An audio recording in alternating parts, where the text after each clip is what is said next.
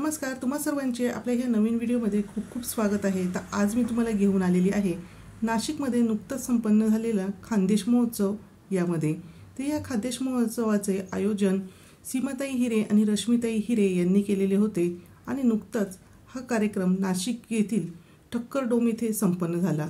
आता इथे एंट्री केल्यावरच तुम्ही बघू शकता अयोध्येचे राम मंदिर आणि आपले प्रभू श्रीराम सुद्धा इथे छान असे दिसत आहेत आणि इथूनच आत गेल्यावर खानदेश महोत्सवाला सुरुवात होत आहे।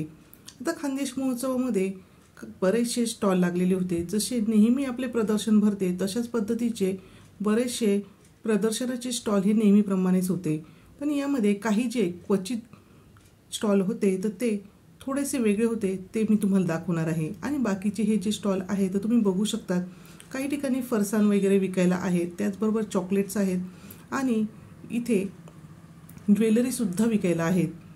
इथे तुम्ही बघू शकता की हे खानदेशी पद्धतीने बनवलेले पापड कुरडया आहेत, मिठाई आहेत आणि अशाच पद्धतीचे बरेचसे स्टॉल इथे आहेत। तर या ठिकाणी फक्त स्टॉलच नाही तर काही सांस्कृतिक कार्यक्रमाचे आयोजन सुद्धा केलेले होते, तर ते सुद्धा मी तुम्हाला इथे दाखवणार आहे। तर एका बाजूला त्यांनी पूर्ण सांस्कृतिक कार्यक्रम करण्यासाठी वेगळी जागा ही तयार केलेली होती आणि तिथे सांस्कृतिक कार्यक्रम सुद्धा चालू होते। या महोत्सवामध्ये एक स्टॉल असा होता की ज्यामध्ये रेडी टू कुकचे प्रीमिक्स हे होते, ज्यामध्ये fish curry, mutton curry, chicken curry, त्यानंतर पनीरची सब्जी असे वेगवेगळे प्रीमिक्स इथे होते आणि ते मला आवडले, म्हणून त्यामधले जे काही निवडक प्रीमिक्स होते ते मी विकत घेतले।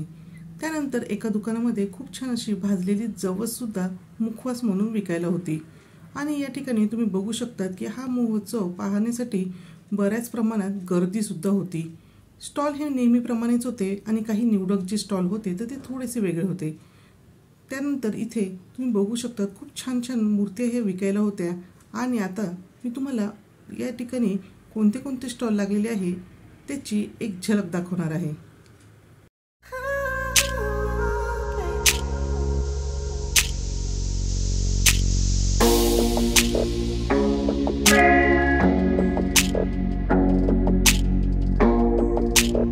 या महोत्सवामध्ये अजून एक आकर्षण होते ते म्हणजे या दगडी वस्तूंचे।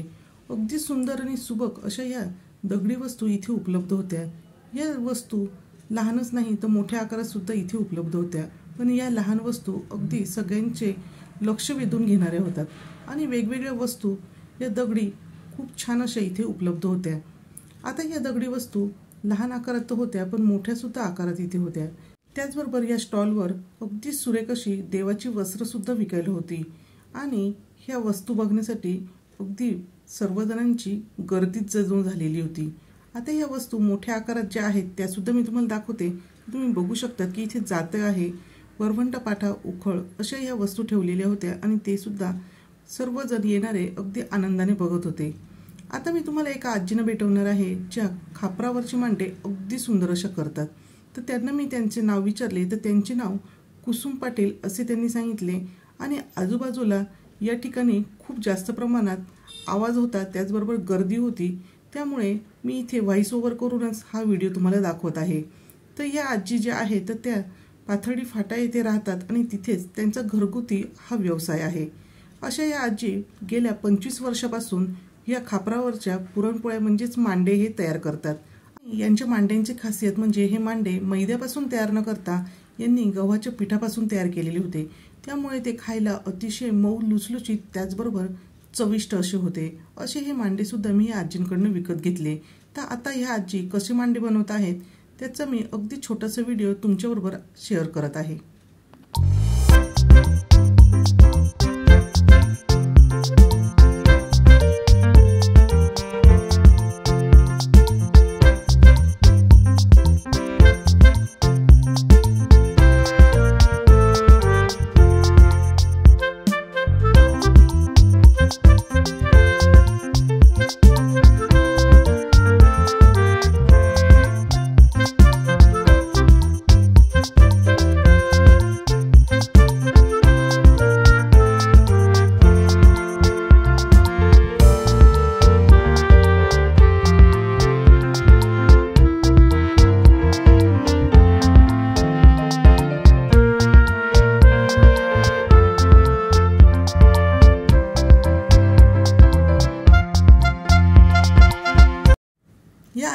तयार केलेले मांडे तुम्हाला कसे वाटले हे कमेंट करून नक्की सांगा।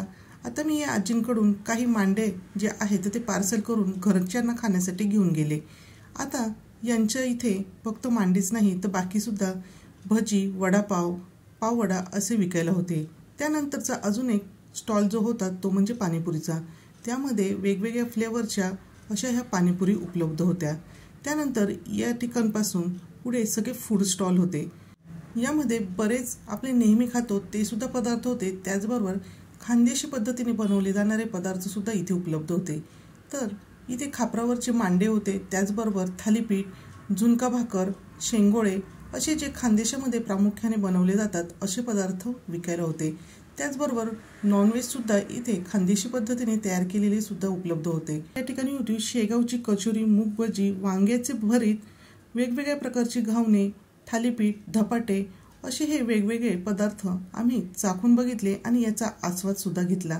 आणि सर्वात शेवटी इथे तुम्ही बघू शकता की खूप सुंदर असा पानचा स्टॉल होता, कारण की ते ठिकाणी त्याची सजावटच इतकी सुंदर केलेली होती की पान खाण्याचा मोह हा आवरलाच नाही। आणि पान खाऊन झाल्यानंतर आता आम्ही महोत्सव हा पाहून बाहेर निघण्याच्या दिशेने निघालेलो होतो। तर खानदेशामध्ये ज्या वस्तू प्रसिद्ध आहेत तर त्याचे सुद्धा इथे डेकोरेशन केलेले होते, जसे की भरताची इथे वांगे दिसत आहेत, त्याचबरोबर खापरावरच्या पुरणपोळ्या म्हणजेच मांडे, त्यानंतर बघू शकता तुम्ही वरवंटा पाटा, सूप आहे इथे आणि अशाच वेगवेगळ्या वस्तू या ठिकाणी ठेवलेल्या होत्या। अशा या वस्तू आपण शहरात नेहमी बघत नाही, त्यामुळे बहुतेक जणांना या वस्तू नवीन होत्या आणि काही जण तर याबरोबर फोटो काढण्याचा मोह सुद्धा आवरू शकत नव्हते। महोत्सवाच्या बाहेर आल्यानंतर या ठिकाणी बैलांची एक जोडी होती, त्याबरोबर सुद्धा आम्ही फोटो वगैरे काढले आणि त्यानंतर आम्ही तिथेच जवळ असलेल्या सिटी सेंटर मॉलमध्ये आलेलो होतो। तिथे गर्दी असल्यामुळे मी व्हिडिओ शूट नाही केला, पण काही फोटो शेअर करत आहे। तर तिथे सुद्धा क्रिसमसचे खूप छान असे डेकोरेशन केले होते। तर आजचा असा हा छोटासा व्हिडिओ मी तुमच्याबरोबर शेअर करत आहे, तो तुम्हाला कसा वाटला हे कमेंट करून नक्कीच सांगा। व्हिडिओ आवडला असेल तर व्हिडिओला लाईक करा, शेअर करा आणि सबस्क्राईब करायला विसरू नका।